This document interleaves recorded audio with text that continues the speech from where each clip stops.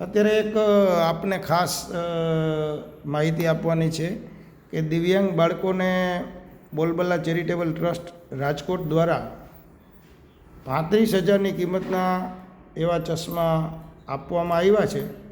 તો એ ચશ્મા જે છે ને એમાં એસએચજી કંપનીના ચશ્મા છે.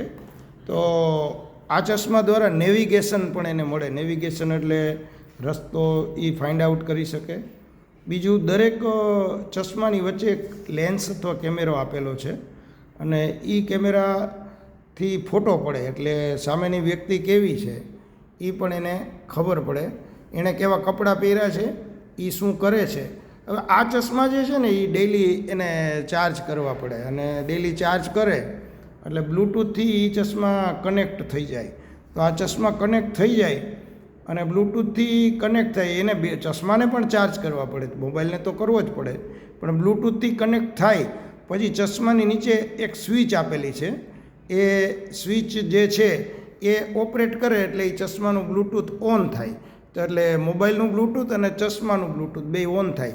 પછીની કોઈ એપ્લિકેશન છે અને ચશ્મામાં છે ને એક લાઇટ થાય છે. આપણે અત્યારે લાઇટ થતી જોઈશું. તો લાઇટ કેવી રીતે થાય છે બતાવો તો.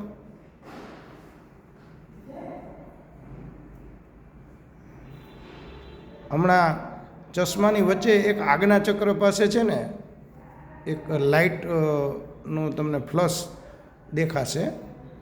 તો અત્યારે બંનેના જે આ ચશ્મામાં છે ને એક ઝીણી લાઇટ છે. આ તમને ઝીણી લાઇટ આ ચશ્મામાં દેખાશે અને એની અંદર છે ને એલઈડી, જો એમાં લાઇટ થઈ. સાઈડમાં જમણી બાજુ એનો કેમેરો આપ્યો છે. ફરીથી એકવાર લાઇટ કરીને બતાવો